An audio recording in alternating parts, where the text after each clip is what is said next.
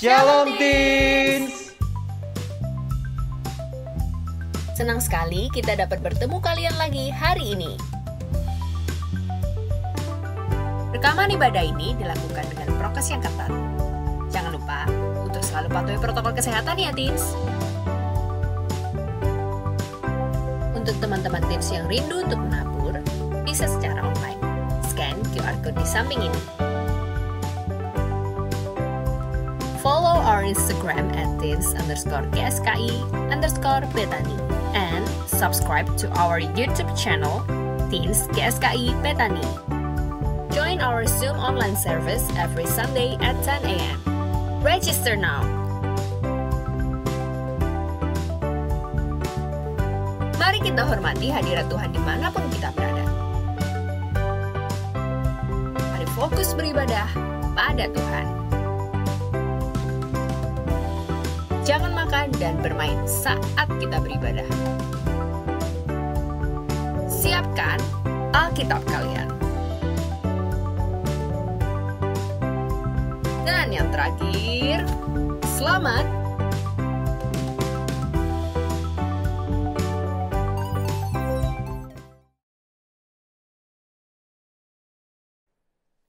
Shalom teman-teman Teens, jumpa lagi bersama kita di minggu ini. Karena salib Tuhan Yesus telah melayakan kita untuk datang, mari kita puji Dia dan kita sorakan namanya lebih lagi.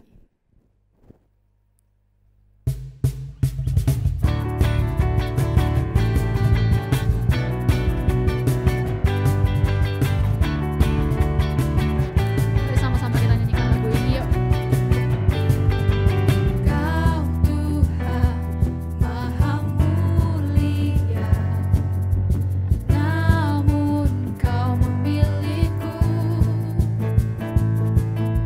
Salib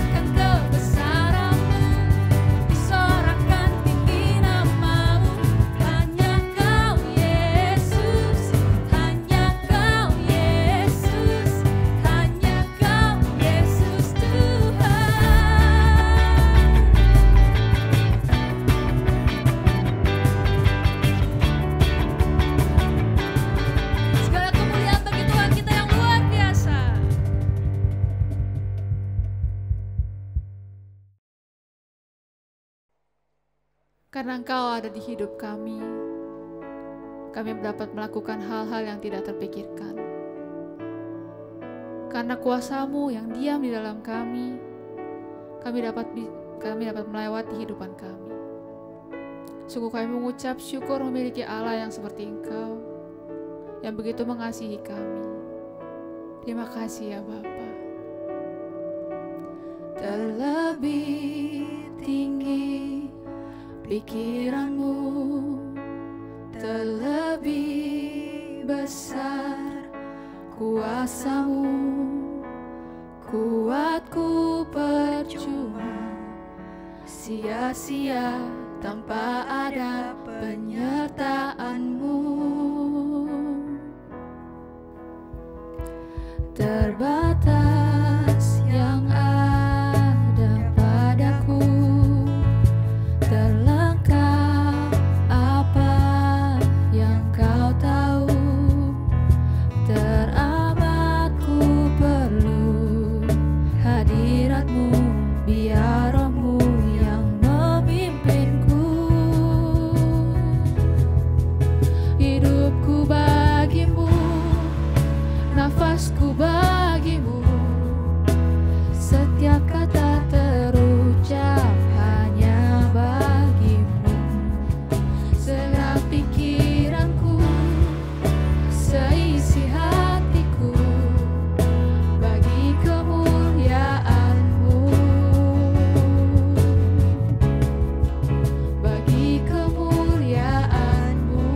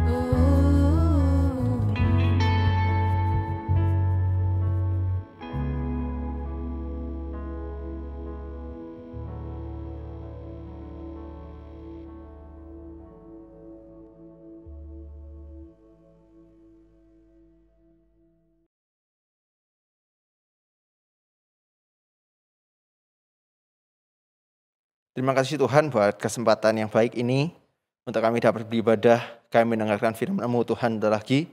Kiranya Roh Kudus menuntun setiap kami, supaya setiap kami dapat mengerti Tuhan, setiap bagian dari firman-Mu yang akan disampaikan. Dan setiap kami, ketika kami selesai mendengar firman ini, kami dapat bertumbuh, kami dapat berbuah, kami dapat melakukan firman-Mu. Dan kiranya Engkau yang menuntun, membimbing setiap yang mengajar setiap kami, supaya kebenaran itu dapat kami terima Tuhan. Terima kasih, di dalam nama Tuhan Yesus kami berdoa, sama-sama kita katakan, amin. Oke, shalom semuanya, selamat pagi, selamat siang, selamat sore gitu ya, dan selamat malam. Dan aku bersyukur buat teman-teman, halo, shalom, buat teman-teman di Zoom maupun di YouTube yang menonton mengikuti firman pada hari ini. Dan hari ini kita sampai di minggu pertama bulan Oktober, cepet gitu ya, kita sudah berada mulai masuk bulan akhir-akhir dari tahun 2021. Dan izinkan hari ini aku akan membahas sebuah hal yang sebenarnya aku yakin kalian sudah cukup sering mendengarnya, sudah sangat tahu mungkin, tapi kita akan bahas untuk kita mengingatkan diri kita sendiri mengenai hal ini, gitu ya. Hari ini judulnya adalah It's a Big Word, gitu ya. Kita akan bicara tentang kuasa perkataan. Di mana perkataan ini kita akan menyambung dari tema bulan lalu, yakni adalah leadership, dan di bulan ini kita akan masih membahas tentang leadership juga, gitu ya. Dan aku percaya bahwa sebuah perkataan itu merupakan hal yang penting di dalam kepemimpinan, termasuk di dalam kehidupan kita, teman-teman, gitu ya. Nah, sebelum kita akan lanjut membahas lebih lanjut, kita akan baca satu ayat di Yakobus 3 ayat 5. Kita baca sama-sama. Yakobus 3 ayat 5. Demikian juga lidah, walaupun suatu anggota kecil dari tubuh, namun dapat memegahkan perkara-perkara yang besar. Lihatlah, betapapun kecilnya api, ia dapat membakar hutan yang besar. Ya.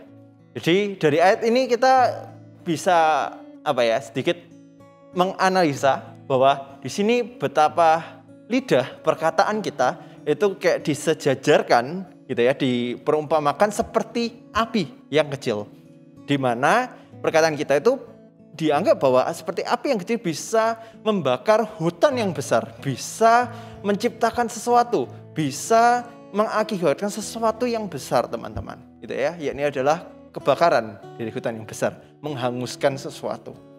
Nah, hal ini merupakan hal yang sederhana dan aku yakin juga kita sering mendengarnya. Tapi apakah kita benar-benar tahu, sadar mengenai konsekuensi akibat dari apa yang kita katakan? Nah, kita belajar sama-sama hari ini, oke? Kita mengingatkan diri kita mengenai bahan firman hari ini, ya. Nah, satu catatan terlebih dahulu bahwa dengan perkataan kita itu bisa menciptakan sesuatu, teman-teman. Ketika kita diciptakan segambar dan serupa dengan Tuhan. Dan Tuhan ketika menciptakan dunia ini, Tuhan menciptakan segala sesuatunya kecuali manusia dengan perkataannya, dengan firman. Bukankah dikatakan bahwa Allah berfirman, jadilah ini, kemudian beneran jadi.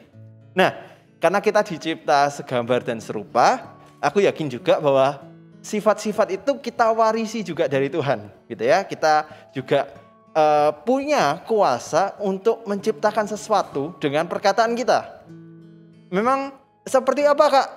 Menciptakan seperti apa, gitu ya? Sebagai hal yang paling sederhana adalah dengan perkataan kita bisa menyebabkan suatu masalah yang besar, teman-teman, gitu ya. Kita bisa menciptakan suatu contohnya adalah pertengkaran. Kita bisa dengan perkataan kita sampaikan keluhan teman kita sampaikan, atau mungkin kita mengarang cerita, kita bisa menciptakan suatu pertengkaran, bahkan bisa menciptakan tawuran, gitu ya. Jadi antar kelompok kalian bisa menyampaikan pesan satu sama lain, kalian bisa menciptakan suatu tawuran hanya karena kalian mengatakan sesuatu. Kamu tahu nggak sih? Nah, bla gitu ya. Kalian bisa membuat sebuah cerita. Hanya karena sebuah perkataan kalian bisa menciptakan sebuah pertengkaran. Bahkan bisa menyebabkan sakit hati juga. Bisa menyebabkan sebuah hubungan persahabatan, bahkan hubungan keluarga menjadi rusak, teman-teman.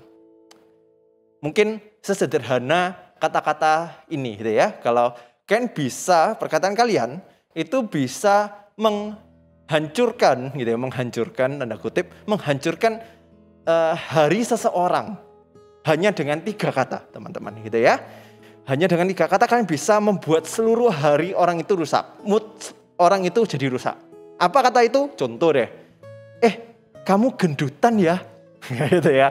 Dengan hanya kata-kata itu, wah itu bisa menghancurkan keseharian, moodnya sehari bisa rusak, teman-teman.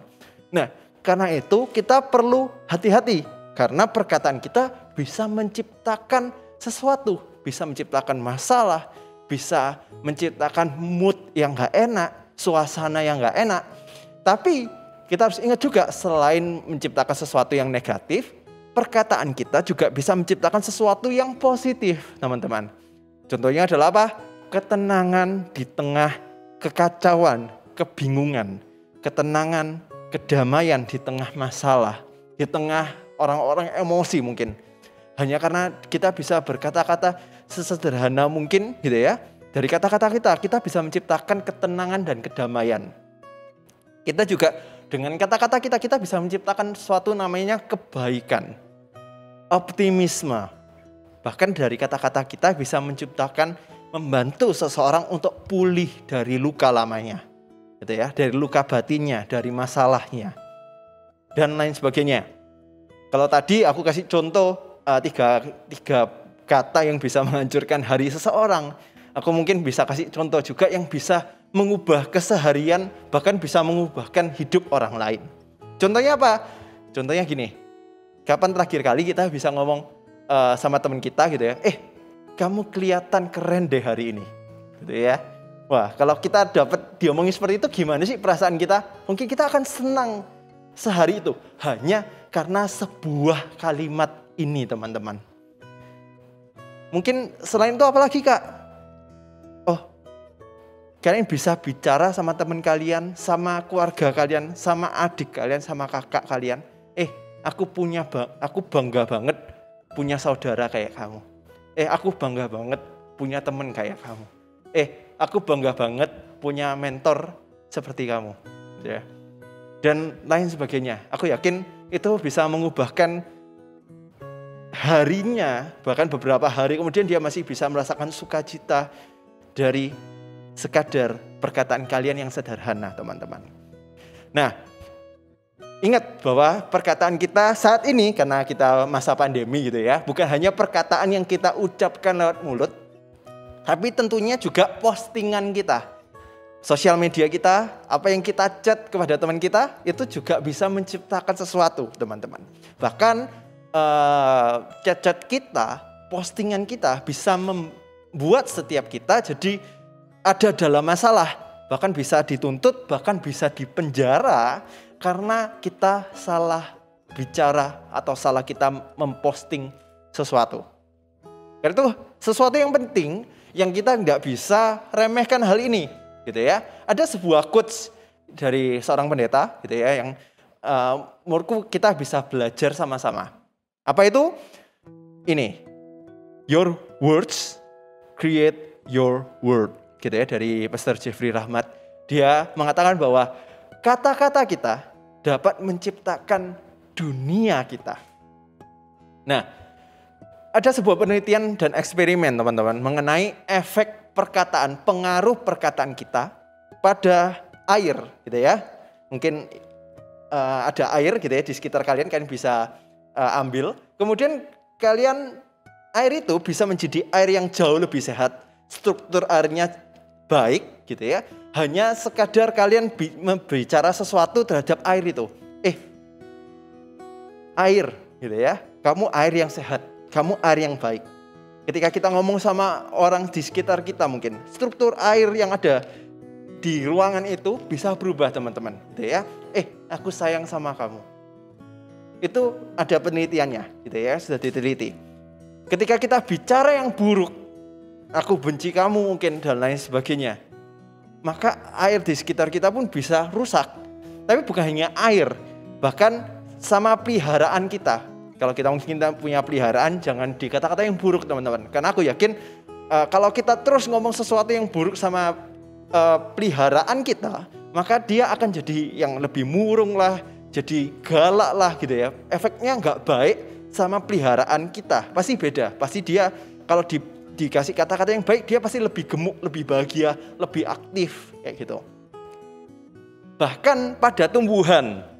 Karena itu aku pernah lihat sebuah video gitu ya, di mana ada tumbuhan yang diajak ngomong teman-teman, diajak ngomong sama yang merawat gitu ya. Kalau kalian mungkin ada suatu iklan yang sangat disayang tanamannya, namanya Malika gitu ya, mungkin kalian pernah tahu.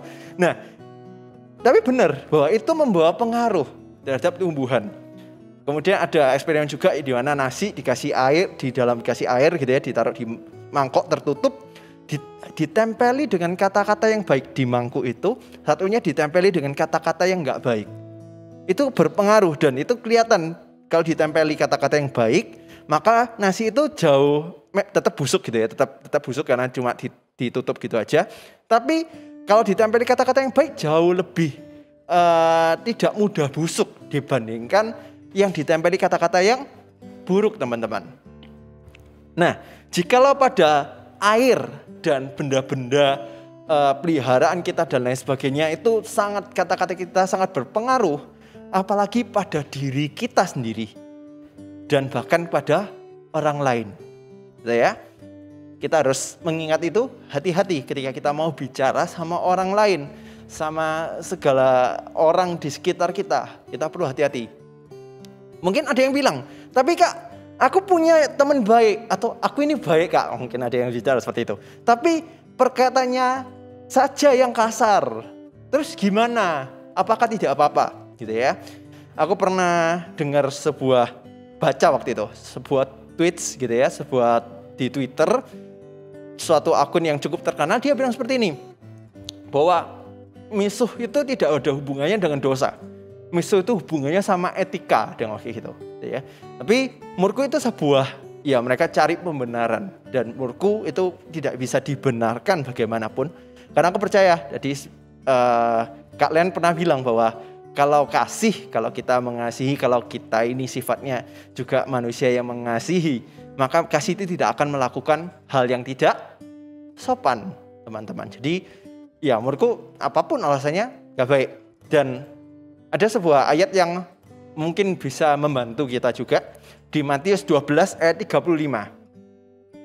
Matius 12 ayat 35. Kita baca sama-sama ya.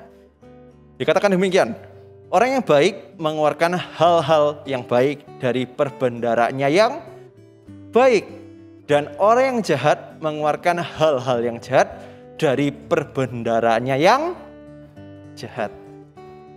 Nah, jadi ini jelas teman-teman, kalau kita mau mengenal seseorang, kita bisa lihat pertama kali dari apanya? Dari perkataannya. Kalau kita pengen tahu teman kita, pengen tahu pemimpin kita seperti apa mungkin, atau guru kita seperti apa mungkin, kita lihat perkataannya itu seperti apa, gitu ya. Karena perkataan itu dari perbendaharanya, gitu ya. Kalau dia orang yang baik, seharusnya juga dia mengatakan hal yang baik. Jadi kalau kita ngomong bahwa teman kita baik atau kita sendiri juga baik, maka begitu juga perkataan kita, teman-teman. Nah, kita akan belajar dari namanya kisah Yosua, gitu ya. Kisah Yosua yang aku yakin kalian gak asing. Mungkin kita ingatkan sekali lagi, kita sama-sama mereview kisah Yosua itu. Kisah ini aku akan mulai dari saat dimana Tuhan meminta Musa untuk menunjuk pemimpin dari masing-masing suku bangsa Israel untuk mengintai tanah Kanaan. Jadi mereka sudah mau sampai ini, tapi intai dulu gitu ya, lihatlah dulu tanah ini yang aku janjikan ini bagaimana gitu ya. Kemudian ada 12 pengintai karena ada dari 12 suku gitu ya. Termasuk salah satunya adalah Yosua dan juga ada Kaleb juga. Yang kemudian mereka mengintai bersama teman-temannya yang lain, pemimpin-pemimpin itu jumlahnya 12 selama 40 hari lamanya gitu ya. Setelah mereka kembali, 10 pemimpin ini mengatakan bahwa iya benar bahwa tanah yang dijanjikan Tuhan itu penuh susu dan madu, luar biasa. Tapi mereka mengatakan bahwa, tapi orang-orang di sana itu raksasa. Bahkan mereka mengatakan, dikatakan di Alkitab bahwa mereka mengatakan kabar busuk mengenai tanah yang dijanjikan sama Tuhan. Mereka mengatakan bahwa orang di sana raksasa, bahkan kami melihat diri kami sendiri seperti seekor belalang. Bayangkan teman-teman, mereka melihat diri mereka sendiri kecil seperti belalang. Nah, tapi akhirnya, ini kita harus ingat bahwa perkataan kita itu akan membawa dampak buat orang-orang di sekitar kita. Apalagi kalau kita sedang memimpin mungkin organisasi, kelompok, perkataan kita itu membawa dampak buat teman kita, teman-teman. Dan benar, ketika 10 orang pemimpin berkata demikian, maka bangsa Israel menjadi bersungut-sungut. Bahkan dikatakan mereka menangis semalaman gitu ya. Mereka ngomong, kenapa lo gitu Tuhan membawa kita ke sini? Gitu ya. Hanya untuk kami mati meninggal di sana gitu ya. Dikalahkan oleh orang-orang yang raksasa di sana. Kalau gitu mending balik saja ke Mesir. Diperbudak lagi di Mesir gitu ya. Menjadi orang-orang suruhan lagi di Mesir. Padahal Tuhan sudah menuntun mereka, sudah menunjukkan mujizat gitu ya.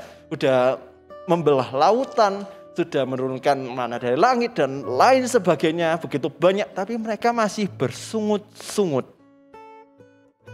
Nah, kemudian muncullah 2 orang ini. Yakni adalah Yosua dan Kaleb. Dia mengatakan bahwa, kalau Tuhan berkenan kepada kita, maka Tuhan juga akan membawa kita untuk merebut tanah itu, gitu ya. Tuhan yang akan membantu kita, Tuhan yang akan menyertai kita. Mereka sudah nggak ada yang menyertai, tapi kita itu dituntun oleh Tuhan yang maha luar biasa. Kalian bisa melihat teman-teman bahwa 2 buah perkataan yang berbeda. Satunya negatif, satunya membuat mental jadi down gitu ya. Fokus pada kesulitannya, fokus pada apa yang akan mereka hadapi, negatifnya. Sedangkan Yosua dan Kaleb, mereka mengatakan sesuatu hal yang berbeda. Mereka mengatakan tentang penyertaan Tuhan. Mereka percaya kepada Tuhan. Mereka membawa suatu aura yang positif, semangat optimis.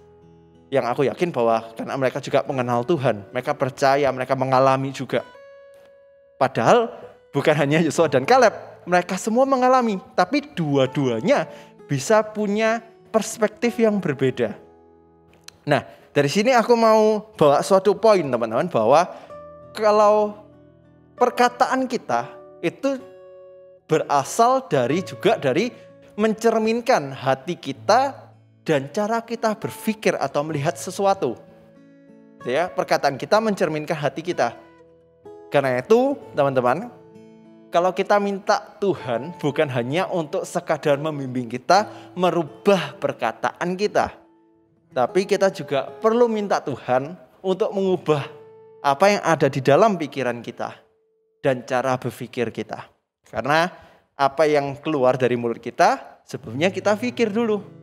Apa yang ada di dalam pikiran kita, apa yang sering kita pikir itu yang akan jadi pikiran kita. Apa yang sering kita baca, apa yang sering kita lihat, itu akan mempengaruhi bagaimana kita berbicara.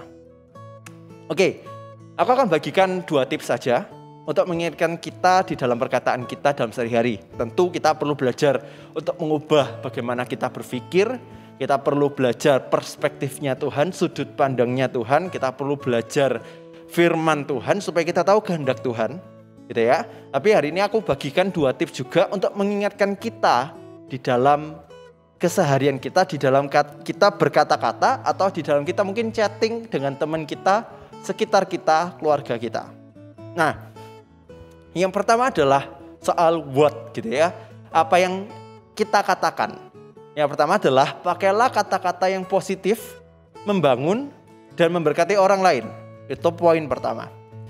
Kita baca sama-sama di Efesus 4 ayat 29. Ya, Efesus 4 ayat 29. Kita baca sama-sama. Janganlah ada perkataan kotor keluar dari mulutmu, Tetapi pakailah perkataan yang baik untuk membangun di mana perlu, supaya mereka yang mendengarnya beroleh kasih karunia. Aku akan fokus dengan kalimat-kalimat awal ini, gitu ya. Janganlah ada perkataan kotor keluar dari mulutmu, teman-teman. Jadi kita akan fokus ke kata-kata yang positif. Nah, seberapa sering ketika kita menghadapi sesuatu, ingat kalau tadi Yosua dan pemimpin yang lain, mereka melihat hal yang sama, tapi responnya bisa berbeda. Ketika kita menghadapi sebuah masalah, apakah selalu ada dua pilihan gitu ya. Apakah kita mau mengeluh, apakah kita terlalu lebih sering mengeluh, atau mungkin ketika di tengah kesulitan, kita justru bisa menemukan sesuatu yang kita syukuri, teman-teman. Gitu ya. Jadi itu kita ingat-ingat bahwa ketika kita menghadapi kesulitan, keseharian kita, apakah kita lebih sering mengeluh atau lebih sering kita bersyukur? Kita harus cek postingan kita cek story kita mungkin, kita cek apa yang kita tulis di sosial media kita, di chatting kita, apakah kita lebih sering mengeluh dibandingkan kita mengucap syukur. Memang kita sebagai manusia wajar ketika kita mengeluh gitu ya, kita merasa kesulitan, ada rasa mengeluh itu wajar. Tapi ketika kita terus mengeluh dan kita tidak bersyukur, maka ada sesuatu yang salah juga di dalam diri kita. Nah, setelah itu apalagi? Contoh, apakah kita lebih sering mengkritik dibandingkan kita memuji? Nah, kenapa? Karena kita ya biasa ada kaum netizen gitu ya. Itu merupakan sebuah istilah yang menurutku menarik karena asosiasi netizen Indonesia dan bahkan orang-orang banyak juga di luar negeri sana, mereka kayak kesannya adalah orang-orang yang selalu menjatuhkan, menjudge, menghakimi dan mengkritik, teman-teman. Tentu ketika ada sesuatu yang tidak sempurna, ada sesuatu yang memiliki kekurangan, kelemahan, bukan berarti kita tidak boleh mengkritik, sangat boleh. Tapi ketika kita terus mengkritik, bahkan kita mencari kesalahan-kesalahan orang lain, ini sesuatu yang menurutku kurang bijaksana dan bukan membangun, tapi malah menjatuhkan orang lain. Sebagai contoh, aku teringat sebuah kompetisi bernyanyi gitu ya di Indonesia, dan aku sempat mengikuti gitu ya, dan menurutku salah satu penyanyinya juga kalau nyanyiku hatinya bisa bergetar gitu ya teman-teman ya, bisa keren banget gitu ya, kita bisa kayak wow banget. Nah, bukankah seharusnya kalau memang ada orang yang mau mengkritik, karena ini kompetisi bernyanyi, bukankah yang harus dikritik, yang harus kita beri masukan adalah ya cara dia bernyanyi. Tapi banyak orang tidak melakukan demikian. Banyak orang malah mencari kesalahan-kesalahan, kekurangan-kekurangan, bahkan menyerang individu itu secara fisik, teman-teman. Ada satu video aku pernah lihat, ya video itu video bernyanyi dan menurutku keren gitu ya. Bernyanyinya hampir sempurna.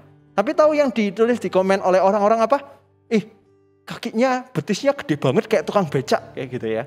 Nah, teman-teman, kayak menurutku jahat banget ya orang-orang ini ya, gitu loh. Bahwa ya menurutku bukan sesuatu yang bijak untuk kita tulis di sosial media seperti itu dan dibaca oleh banyak orang dengan menyerang fisik.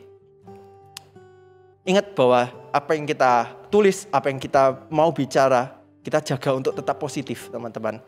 Boleh mengkritik, boleh. Kalau itu teman kita mau kasih masukan, boleh. Tapi jangan lupa, kalau kita terus mengkritik, maybe itu tidak akan bisa membantu teman kita. Kita perlu memuji, kita perlu juga melihat sesuatu yang positif, yang supaya mereka bisa terus keep up, mereka bisa jaga terus kebaikan dari yang sudah mereka punyai. Gitu ya. Aku bagian sedikit, ada 3 kata yang powerful, yang menurutku sangat baik gitu ya untuk kita sering katakan di sekitar kita, yakni adalah terima kasih. Gitu ya, kita ngomong terima kasih, kita ngomong tolong, kata kedua, tolong. Kenapa? Seringkali kita terlalu terbiasa dengan kebaikan orang lain, kita terlalu terbiasa dengan kebaikan orang-orang di sekitar kita, keluarga kita. Kalau kita meminta mereka gitu ya, minta tolong mereka ngambilin sesuatu, kita sudah nggak lagi namanya tolong, kita sudah nggak lagi menggunakan terima kasih. Bahkan kita sudah menganggap pertolongan itu sebagai sesuatu yang wajar, teman-teman. Nah, kita tidak seharusnya demikian, karena menurutku apapun itu kita tetap menghargai sesuatu yang kecil, supaya ketika kita memberikan sesuatu yang kecil pun gitu ya, orang juga bisa menghargai, teman-teman. Dan aku percaya bukan masalah besar kecilnya, tapi soal niatnya juga gitu ya. Terima kasih, tolong, dan juga maaf gitu ya. Menurutku 3 kata itu kita perlu lebih sering ucapkan di keseharian kita. Kalau memang itu dibutuhkan, kalau itu memang seharusnya kita katakan, katakanlah gitu ya. Jangan disimpan-simpan gitu ya. Nah, seorang leader sejati adalah sesosok yang menggunakan perkataan dan tindakannya untuk membangun dan memberkati orang lain. Bukan menggunakan perkataannya untuk memanipulasi orang lain, untuk menuruti keinginan dan tujuan pribadinya. Aku percaya bahwa ketika kita, kalau kita jadi ketua kelompok atau jadi ketua apapun, atau mungkin kita jadi memang dipercaya untuk memiliki tanggung jawab untuk memberkati orang lain gitu ya. Nah, gunakan kesempatan itu untuk menggunakan perkataan dan tindakan kita untuk membangun orang lain, untuk mengembangkan orang lain, untuk membuat orang itu jadi lebih baik daripada sebelumnya, dan bukan memanfaatkan atau mengarahkan orang itu supaya sesuai dengan keinginan kita pribadi dan tujuan pribadi kita. Harus hati-hati ya. Itu satu poin. Kita belajar apa yang kita katakan. Kemudian poin yang kedua adalah kita sudah belajar apa, saat ini kita belajar kapan gitu ya. Kapan kita mengatakan hal ini? Karena kita seringkali bukan hanya bermasalah dengan apa yang kita bicarakan, tapi juga bermasalah dengan kapan kita bicara ini. Bukankah seringkali kita ngomong hal yang benar, hal yang tepat, tapi masalah karena tidak di waktu yang tepat ya. Nah, ada satu ayat yang bisa membantu kita nih. Dikatakan di Yakobus 1 ayat 19, kita baca sama-sama. Dikatakan demikian. Setiap orang hendaklah cepat untuk mendengar, tetapi lambat untuk berkata-kata, dan juga lambat untuk marah. Nah, lambat itu dalam berbicara bukan artinya lambat berbicara seperti ini, teman-teman. Tapi lambat yang dimaksud adalah kita memikirkan terlebih dahulu apa yang akan kita bicarakan. Tidak langsung terburu-buru untuk berbicara. Apa yang ada di pikiran kita semuanya langsung dikeluarkan. Tapi kita pikir terlebih dahulu. Apakah perkataan ini hanya karena emosi? Apakah perkataan ini bisa memberkati teman kita? Apakah ini waktu yang tepat? Dan apakah perkataan ini sedang dibutuhkan bagi yang mendengar? Seperti yang aku pernah contohkan gitu ya. Ketika teman kita mungkin sedang marah, memang akan jadi hal yang baik ketika kita memberikan dia nasihat, memberikan dia firman, bahkan memberikan dia khotbah gitu ya. Tapi hal yang pertama yang dia butuhkan ketika dia merasa marah, dia sedang emosi, dia sedang kebingungan. Hal pertama yang dia butuhkan adalah mungkin seseorang yang mendengar dia. Seseorang yang perhatian, yang menanyakan, kenapa kok itu bisa terjadi, teman-teman. Ingat, bukan hanya kata-kata yang tepat, tapi juga di waktu yang tepat. Apakah ini sedang dia butuhkan saat ini? Atau mungkin aku bisa mengatakannya setelah ini. Setelah dia tenang mungkin. Kayak gitu. Setelah itu apalagi? Mungkin bisa juga ketika kita berkumpul atau mungkin kita Zoom sama teman kita atau mungkin chat, harus hati-hati. Apa yang kita bahas di grup atau di dalam pertemuan itu baiknya adalah sebuah bahasan yang dimengerti oleh semua orang. Jangan sampai kita berbicara sesuatu yang hanya dimengerti oleh orang-orang tertentu saja, teman-teman. Oleh sebagian teman kita, dan ada teman kita yang gak ngerti sama sekali. Mereka gak merasa diikutkan di dalam diskusi, dan akhirnya mereka bisa merasa terasing, merasa digapi gitu ya kalau bahasanya. Mereka merasa berada di lingkaran yang berbeda dari diskusi kita. Nah, kita perlu pikirkan baik-baik bahwa alangkah bijaknya kalau memang kita bercerita sesuatu di dalam kelompok, cerita yang memang bisa diikuti dan dimengerti oleh semua orang. Jangan membicarakan rahasia orang tertentu di dalam kelompok gitu ya. Apalagi kalau lagi banyak orang, ada yang gak ngerti, ada inside joke mungkin juga jangan.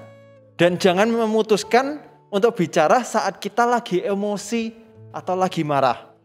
Kita perlu memikirkan kalau ketika kita emosi lebih baik ditahan dulu dan kita pikirkan benar-benar apakah perkataan kita ini bisa memang baik dan memberkati. Jadi mungkin itu 2 poin yang aku mau bagikan buat setiap kita di dalam keseharian kita. Semoga menolong kalau apa yang kita bicarakan, yang positif, yang memberkati, yang membangun. Yang kedua adalah saat kapan kita bicara, kita harus pikirkan baik-baik apakah ini saat yang tepat untuk berbicara demikian. Semoga memberkati teman-teman semua. Mari sama kita tutup di dalam doa. Terima kasih Tuhan buat kesempatan pada hari ini kami dapat mendengarkan firman-Mu, petunjuk-Mu di dalam kehidupan kami, supaya ini bukan hanya menjadi firman yang baik, informasi yang baik, tapi supaya ini menjadi rema di dalam kehidupan kami bisa mengerti, dan terutama kami dapat melakukannya di dalam keseharian kami. Ajar kami, tuntun kami, Tuhan tegur setiap kami, supaya setiap kami dapat menjadi pribadi yang lebih baik lagi. Di dalam perkataan kami Tuhan, kami bisa menjadi seorang yang lebih bijaksana, supaya kami tahu harus berkata apa, di saat seperti apa Tuhan. Supaya setiap perkataan kami, apa yang kami lakukan dapat menjadi berkat bagi orang lain. Dan terutama Tuhan juga ajar setiap kami untuk kami dapat Tuhan mengubah bagaimana cara kami berpikir, bagaimana kami apa yang kami masukkan di dalam pikiran kami Tuhan, supaya setiap apa yang kami pikirkan itu merupakan hal yang baik, hal yang berkenan di-Padamu. Terima kasih Tuhan, dan kami bersyukur buat firman pada hari ini. Di dalam nama Tuhan Yesus kami berdoa, sama kita katakan amin. Semoga Tuhan memberkati kalian semua. Happy Sunday, Jesus bless you. Terima kasih untuk firman yang disampaikan, dan semoga firman yang tadi disampaikan boleh menjadi kebenaran bagi kita semua dan boleh menjadi berkat. Mari teman-teman, kita buka kedua tangan kita. Jemaat yang dikasihi Tuhan, terimalah anugerah, rahmat dari Aba Bapa, kasih-Nya dalam Yesus, kekuatan kuasa-Nya dalam Roh-Nya yang kudus, untuk terus menaungi, membimbing, menyertai dan memberkati kita semua sepanjang hari ini hingga Maranatha Yesus datang, bahkan sampai selama-lamanya. Dalam nama Tuhan Yesus, semua yang percaya sama-sama kita katakan amin. Terima kasih, selamat hari Minggu, Tuhan Yesus memberkati.